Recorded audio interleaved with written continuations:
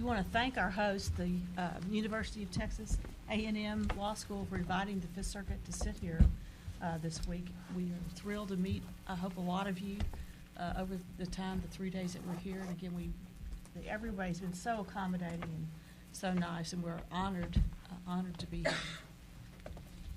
The first case on our docket this morning is 24-50213, United States of America versus Ortiz-Rodriguez. Mr. O'Neill. May it please the court, I'd like to briefly discuss the immigration proceedings that led to Mr. Ortiz-Rodriguez being deported before reviewing the individual factors under 1326D 1 through 3, which sets out the standards by which he can challenge that deportation in a subsequent illegal reentry prosecution. Mr. Ortiz was convicted of evading arrest in Texas in February of 2017. Later that year, in October, an immigration official visited him in the prison where he was incarcerated and served him with a final administrative order of removal. That administrative order of removal charged that he was not a U.S. citizen, that he was not a lawful permanent resident, and that he had been convicted of evading arrest and detention in Texas. And the specific charge was that he was deportable through an expedited removal procedure under under 8 U.S.C. 1101 A43F, which defines statutes that are a crime of violence. At that time, this court's decision in United States versus Gonzalez-Longoria applied, where this court had determined that Texas evading arrest was an aggravated felony. But in 2015, in Johnson versus United States, the Supreme Court had held that a similar definition of aggravated felony was unconstitutionally vague. And in 2016, the Supreme Court granted a cert petition in that case. And then in April of 2018, not a few months after the issuance of the final administrative order, the Supreme Court concluded in Sessions versus DiMaia that the crime of violence definition incorporated into 1101 A43F was unconstitutionally vague, making Texas evading arrest not a crime of violence. What do we do with the circuit precedent that says a waiver is not rendered unknowing or involuntary merely because the underlying defense was subsequently held not to qualify as an aggravated felony? That's not the sole reason that I'm relying on to show that the underlying waiver was not unknowing or involuntary. But I thank you for the cue, and I'll try to get to that as quickly as possible. But starting on, if you permit me, starting with D1, Mr. Ortiz exhausted administrative review, exhausted any avenues available for administrative review because there were not any avenues available. In an expedited removal, there's not a statutory ability to appeal to the Bureau of Immigration Affairs, or the Board of Immigration Affairs, sorry, as this court held in Valdiviezo versus Hernandez. So that brings us, Judge Douglas, to your question, D2, whether he exhausted his avenues for judicial review. He did not exhaust his avenues for judicial review because his waiver of the right to judicial review was not knowing and intelligent, not only because the underlying offense is not an aggravated felony, but because the immigration agent, by using Form I-851, advised Mr. Ortiz of the avenues by which he could seek review, specifically omitting the avenue where he could challenge whether the underlying felony was an aggravated, whether the underlying conviction was an aggravated felony. So it says not only you have the right to appeal, it says you have the right to appeal or you can waive your right to appeal. But under the right to appeal, it says you can appeal your deportability determination because you are a citizen, you are a lawful permanent resident, or you have not been convicted of the offense described in the allegation in the notice of intent to issue a final administrative order of removal. By omitting the grounds that mattered, the ability to challenge the conviction's categorization as an aggravated felony, the immigration agent affirmatively misled Mr. Ortiz into waiving his right to challenge, to appeal to this court the determination of whether the aggravated felony is, the underlying conviction was an aggravated felony. So I believe the other side's argument, part of it is that the fourth checkbox is a catch-all provision, is that correct? The fourth box says, I am attaching documents in support of my rebuttal and request for further review. And you don't see that as a catch-all? I don't see it as, I see it as the immigration agent is telling you there's 3 ways that you can challenge it, and if you're attaching documents, you can check that as well. But when it says you have these ways of challenging, it doesn't say any other means, for example, of appeal, or any other, or it doesn't. To make the government's argument work, it would need to have like a checkbox and a blank saying any other ground that you might raise for appeal, implying that there are others. As the form currently is constituted, it implies that there are 3 grounds for appeal, and that you might include documents to support that. And so you don't see a conflict with the section below that where he checks off that he admits that the allegations and charges in a notice of intent? No, I don't see a conflict between those two provisions. Basically, the waiver below is saying, I'm not going to appeal. But when you tell somebody above, these are the grounds upon which you can appeal, you're misleading them into thinking, well, I'm not a citizen, I'm not a lawful permanent resident, and I'm in jail for Texas evading arrest, so obviously I was convicted. Okay, I'll waive it and admit. I think the form is additionally problematic in that on the notice, it lists the 6 charges. And you review those 6 charges and saying, well, those are all true. So it seems like you're being, again, misled into waiving your right to challenge the the designation as an aggravated felony. But that brings us to the D3 prong. The entry of the order was fundamentally unfair. Here, the entry of the order was fundamentally unfair for 2 reasons. First, it violated Mr. Ortiz's due process rights because he had a statutory right to appear before an immigration judge and not be deported only after a meeting with an immigration agent. Because Mr. Ortiz was not given the procedure that's guaranteed him by 8 U.S.C. 1229A, and instead erroneously subject to the expedited removal proceeding, he did not get the right that he's due by statute. But also, because of the misleading nature of the form, the entry of the waiver was also a due process violation in that he was affirmatively misled into waiving the rights that he had to challenge his deportation. But then moving on to prejudice, this is where we get to really the important distinction between an audience in front of an immigration judge, which is what this court's precedent speaks to, and an administrative order of removal. Because an immigration agent does not have the power to enter an order of deportation on grounds other than that you're an aggravated felon. So when we looked at cases like Cordova-Soto, which is what the government primarily relies on, that case dealt with an immigration judge. And so when the immigration judge made the mistake and said, you were convicted of an aggravated felony, the alien in that case was also unlawfully present. So there was another grounds for deportability. And that was why in Cordova-Soto, the error did not prejudice the defendant, because that immigration judge could have entered an order deporting that alien. But here, there was no authority for an immigration agent to enter an order deporting Mr. Ortiz.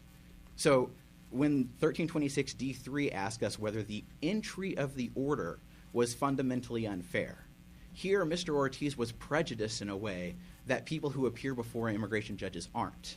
The person who entered the order, the final administrative order of removal, which is in the record in a couple of places, but record 94. That's what D3 asks us about, whether the entry of that order was fundamentally unfair. The immigration agent who entered that order was not authorized to deport Mr. Ortiz or to enter an order deporting on Mr. Ortiz on any grounds other than the fact that he was an aggravated felon.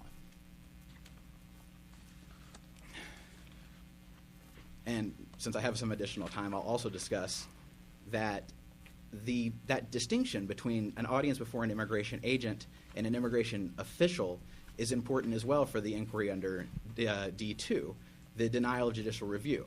So Judge Douglas, you asked me about our precedent discussing how the mistaken application of the aggravated felony designation isn't enough by itself. You're calling it a mistake, but it was not a mistake at the time.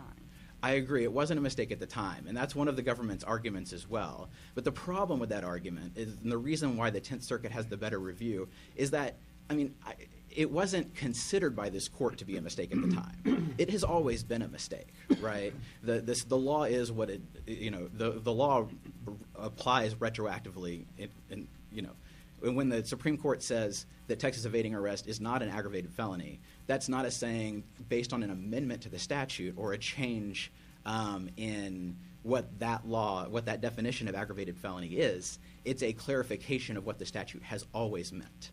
So that's why the Fourth Circuit's concentration on the time of deportation is erroneous.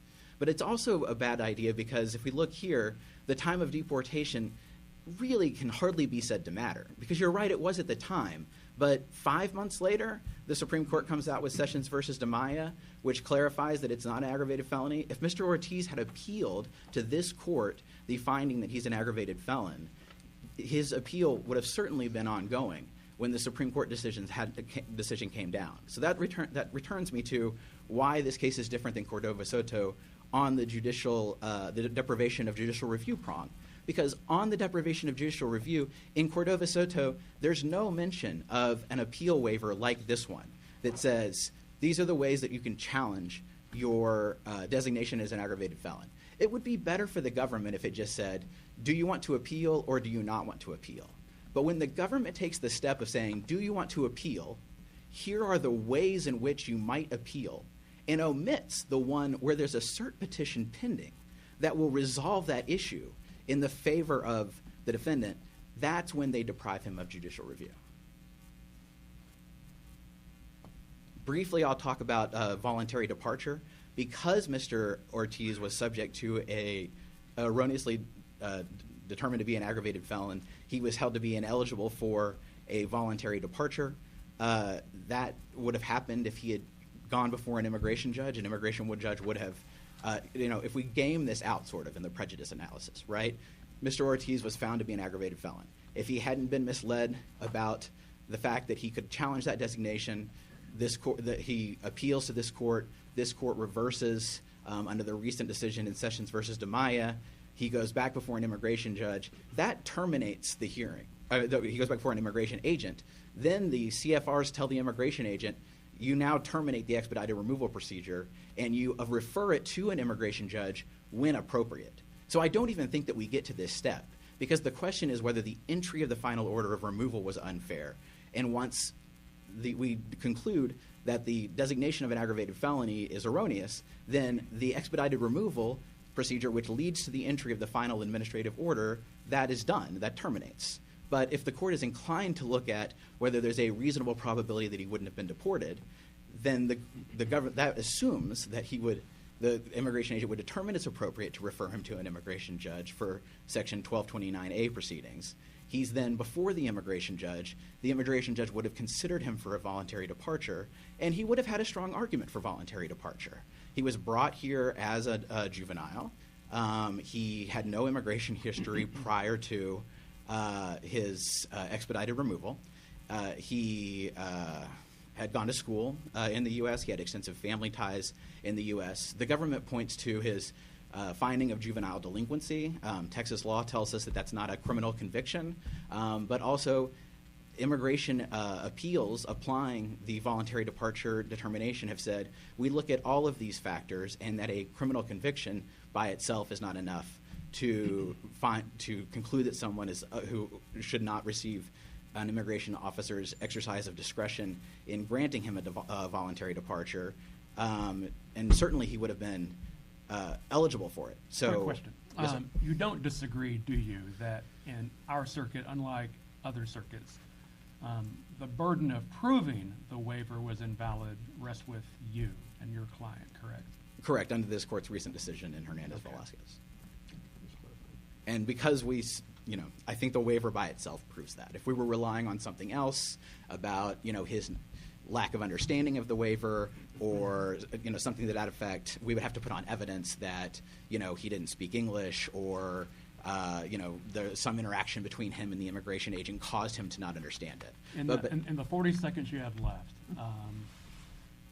you've used the phrase affirmatively misled. Yes, sir. Your client was affirmatively misled. Can you take another stab at that and just distill it? Now 30 seconds, sorry. So, Judge Willett, when I tell you, imagine you're my client, you're charged with a crime, sorry. And, we go through a proceeding, and I tell you, Judge Willett, you have the right to appeal this. You could appeal the guilty finding, and you could appeal the conditions of supervised release. And I said, do you want to appeal or not? You say, no, I don't want to appeal. Well, then I've affirmatively misled you that you don't have the right to appeal your sentence. Because I've told you have the right to appeal. I've told you have certain grounds upon which you can do that, and I've omitted the one that matters.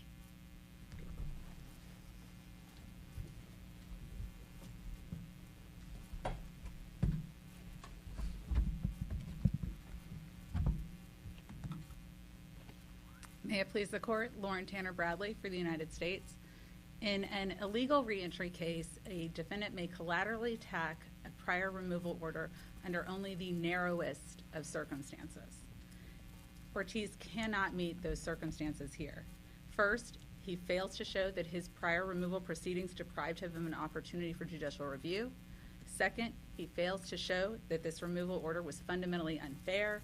And third, he fails to show actual prejudice because there is no reasonable likelihood that he would not have been deported. This court can affirm the conviction below on any one of these three independent grounds. And I'll start with judicial review because this court seems to have taken some interest in that. And here we have the defendant is conceding that he could have petitioned for judicial review in this case, but he didn't do so. He affirmatively waived it. And as this court has already pointed out, it was his burden to show that this was an invalid waiver. He has presented no evidence whatsoever that the waiver was invalid. He was presented in the 851 with the charge that he was deportable because he had been convicted of an aggravated felony. That is the charge. Then in the rights and responsibilities section of that form, he was told that he had a right to counsel. He was given a list of free legal service providers that he could contact to seek that kind of aid. Then he was told that he must respond to this charge. And in his response, he could ask for an extension of time, he could rebut the charge, he could review the evidence, or he could admit deportability. Very importantly, in a separate paragraph in that form, it says that he has the right to petition for review with this court. Then, on the other side of this form, he's given an option. I wish to contest the charge, or I do not wish to contest the charge. And he selected the box, I do not wish to contest. In doing so, he admitted to the charge. Again, the charge is that he has been convicted of an aggravated felony, a legal term. He says that he is deportable and that he has no eligibility for relief. Also, he waives his right to rebut the charge and contest those charges. Again, referencing the charge. He also states expressly, I have the right to apply for judicial review. I do not wish this opportunity. I waive this right. Nothing in that at all limited his right to petition this court for review to the factual issues. And as this court has already pointed out, even if he had gone through that first, the I wish to contest, those boxes provide a catch-all box at the very end, and that catch-all box states, I am attaching documents in support of my rebuttal and request for further review. It says nothing about the factual issues at stake. It simply is a catch-all, very broad provision if he would like to seek further review from this court. I noticed that the forms, there's two different ink colors. There's blue and there's black. Mr. Ortiz signed his name in black. The boxes were checked in blue, which was, I guess, the color of ink used by the immigration officer, correct? Yes, that's my understanding. And as I understand it, neither side argues that the boxes were checked without Mr. Ortiz's knowledge. Is that correct? No, there's no allegation. Mr. Ortiz is not at all suggesting that someone checked these boxes without his knowledge. There's no suggestion of coercion on his part. And you know, when you're looking at this form, I think the form, when you're looking at it, is pretty clear that the immigration officer filled out the form in one fell swoop. and then simply had Mr. Ortiz sign this form. And again, this And goes. Mr. Ortiz states that he signed the form to acknowledge the checking of the waiver boxes. Yes, but I don't think that he's disputing anything that he didn't agree to anything in this form. Right. I think he's simply saying, candidly, he's saying that the government affirmatively misled him, but his argument amounts to really that he misread this form and that this is a misinterpretation of the form on his part. And I don't think that meets his evidentiary burden here. It's his burden to show that this was invalid, and he has presented no evidence in support of that argument. And if we take this argument for what it's worth, you'd essentially be saying that any alien who signed this form and later had some kind of legal challenge to his removal order has met the first box of a challenge of showing that he was denied an opportunity for judicial review. Does anything on the form indicate that the factual grounds are the only basis for judicial Nothing on the review? form. Nothing on the form suggests that. Not at all. And this court has already said that there's no requirement for the government to detail every single possible avenue of relief or to fully detail what possibilities you might be able to obtain judicial review on. What do we make, if anything, of the fact that the box in the certificate of service is unchecked?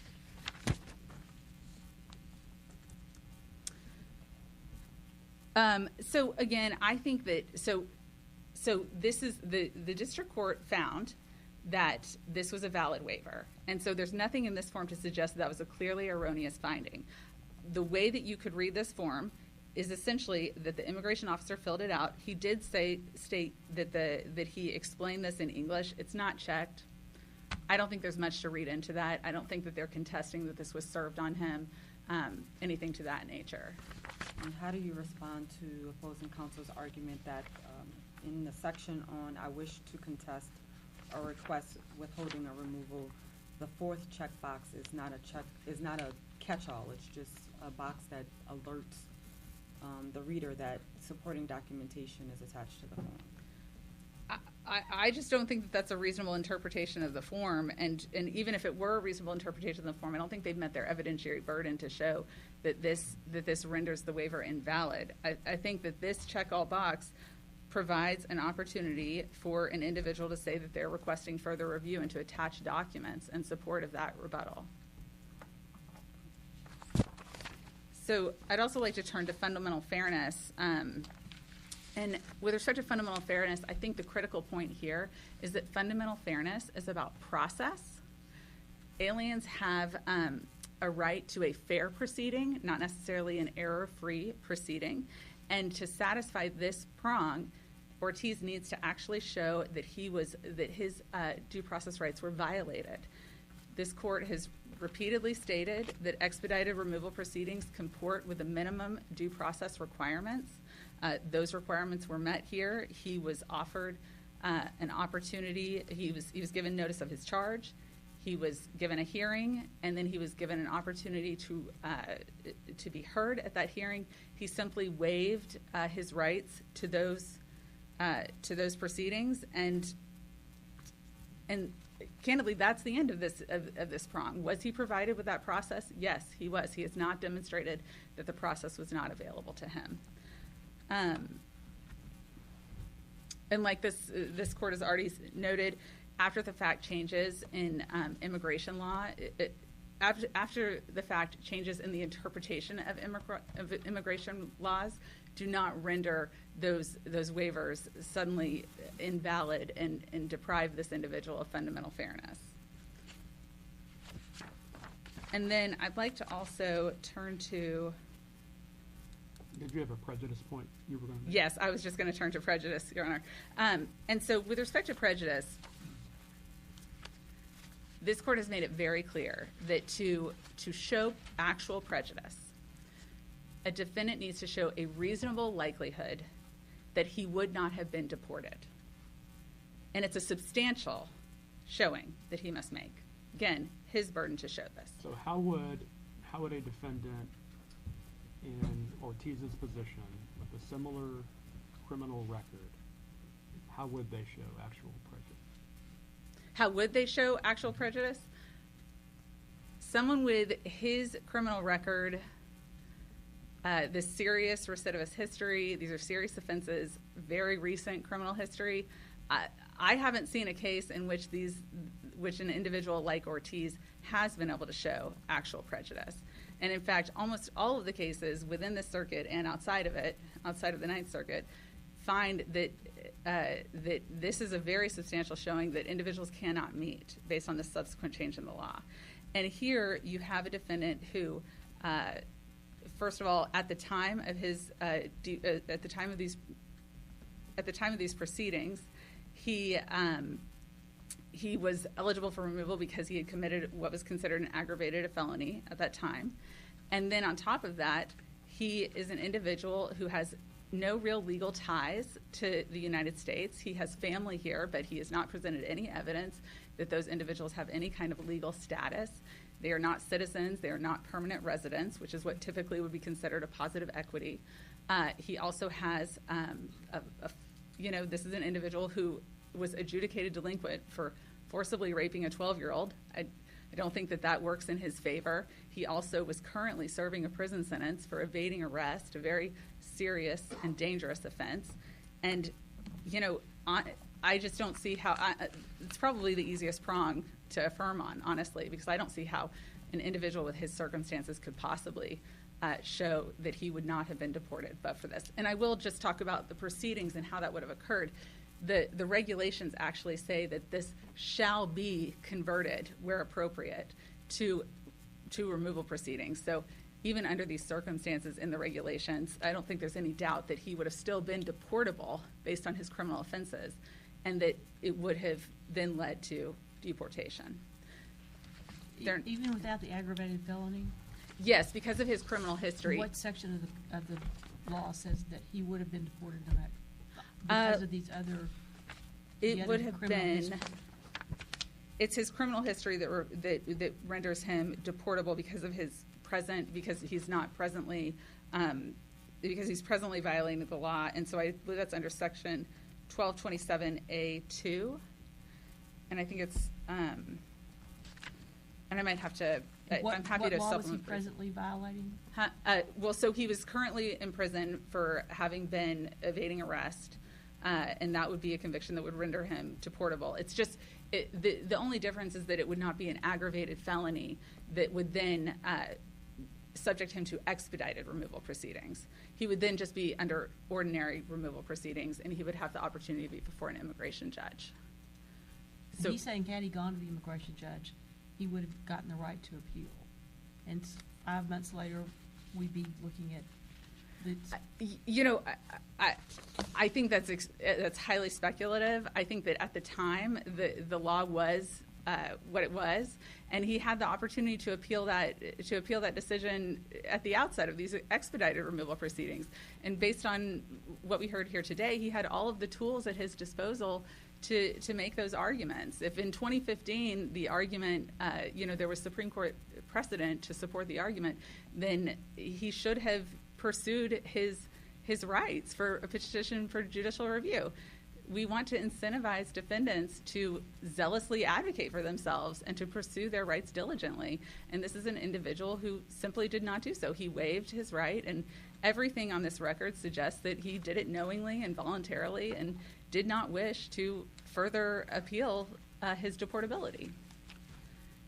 If there are no further questions, I'll ask the court affirm. Thank you.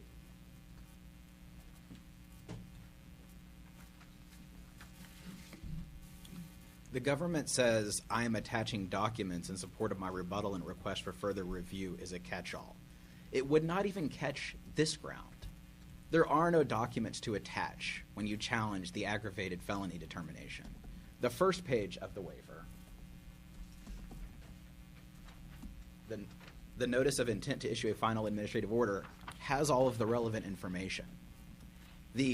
Whether the crime of Texas evading arrest is an aggravated felony or not has absolutely nothing to do with documents. In order for the government's What about his waiver? He was told he had the right to counsel and was given a list of free counsel, and he waived his right to counsel. And had he gone to see counsel, they might have been able to tell him, well, this issue's at the Supreme Court, and we should flag this and take it up. I agree that he waived that. I agree that he signed under where the immigration officer checked waiver. Now, I would highlight that the government took about 2.5 minutes going through all of the information contained on the first page of the form on Record 82. And the certificate of service says that Mr. Ortiz was presented by this form at 8:45 on 10/13/17 and signed it at 8:45 on 10/13/17. So it's really difficult to believe that an immigration agent explained anything on this first page to Mr. Ortiz in the span of a minute when it took the government more than 2 to go over what it includes to this court. So the reasonable inference is that, they only presented him really with this page. But that's really all my argument relies on is this page. That it says you can challenge this for these reasons, and a lawyer could advise you about those reasons. But it omits the reason that matters. And so if the government, and it would be fine if the government had an appeal waiver on there that said, I've been given the notice of intent to final administrative order removal. I understand I have the right to appeal that. I waive that right. But it's when they take the step to say you can appeal it for these reasons, including a reason for which you would attach documents, and then they do not give the person the reason that would matter. When they omit that, the deportation proceedings are depriving him of judicial review. And then when we get to the question of whether he would have received some relief under an immigration judge, I think the text of 1326 D3 stops that question before we even get to the immigration judge. Because the question is whether the entry of the order was fundamentally unfair. Here the order is a final administrative order of removal. If we think about this in the context of an immigration judge proceeding, errors about the determination that an underlying conviction is an aggravated felony do not matter in an immigration proceeding if the person is otherwise deportable, like the government urges that Mr. Ortiz was, because an immigration judge is authorized to deport someone if they are otherwise deportable, aside from the aggravated felony determination. But an immigration agent is not so authorized. Immigration agents can only deport someone under 1228 if they're an aggravated felon and other undersections for other reasons that don't apply here. So here, the fact that an immigration judge entered the order shows that the entry of the order was fundamentally unfair because it prejudiced Mr. Ortiz. He would not have been deported if he had been correctly determined, either by the immigration agent at the time or this court intervening on appeal had he not been misled into waiving that right. When would he have been taken before an immigration judge? So these proceedings would have I don't know is the answer to the question, and that's why he prevails, right? Because the conclusion of the expedited removal proceeding, if it's determined that the crime is not an aggravated felony, is that it terminates and it gets referred to an immigration judge under the CFRs if the immigration agent deems it appropriate. Now, it doesn't define what appropriate means. It doesn't define when that happens. Presumably, it varies by immigration agent or by administration. But the question here is whether the entry of the order leading to his deportation was prejudiced him. And it's beyond clear that if he had challenged the entry of the order, if he had challenged the designation as an aggravated felony, it's either the immigration agent himself or this court telling the immigration agent would have determined it's not an aggravated felony. He can't be expeditedly removed. I'm just trying to see how this plays out. I mean, sometimes they're taken immediately before an immigration judge, like within 24 hours or minutes. And he didn't know to raise the issue that was decided by the Supreme Court 5 minutes later. The immigration judge probably wasn't going to raise it for him. I'm just saying, is there anything in the record to show it would have been months before he got to see an immigration judge? Or there's nothing in the record that clarifies that, Judge Richman, and thank you. If you don't mind, I'll answer your question. But what my argument is that it likely would have required him appealing, right? It likely would have required him not to be deprived of judicial review. And then the case would have gone up to this court. It would have pended probably longer than it took to decide. I'm just trying to. How does he get? What extends it out 5 months to get him, that he didn't see an IJ. His filing of the appeal. So when he gets certified, when he gets served this a notice of intent to issue final administrative removal, if he's advised you can challenge that it's an aggravated felony, then he says, okay, I want to challenge that. Presumably the immigration agent says, no, we believe it's an aggravated felony as we charged. And he gets issued the final order of administrative removal and then appeals that, because he hasn't waived his right to do so, to this court. And then his appeal pens here until this court reverses the determination of the immigration agent based on the Supreme Court's holding in DiMaia, and then it comes back. So I don't think it's what you're envisioning, where the immigration agent would say, you've told me it's not an aggravated felony, here, go see the immigration judge. We don't know if that would have happened. Again, it would still it would be a termination of proceedings and a referral if deemed appropriate. We don't know whether it would have happened or how long it would have taken. Counsel, you were court appointed, and we appreciate your service. You've done an excellent job. Thank you. Your client, thank you.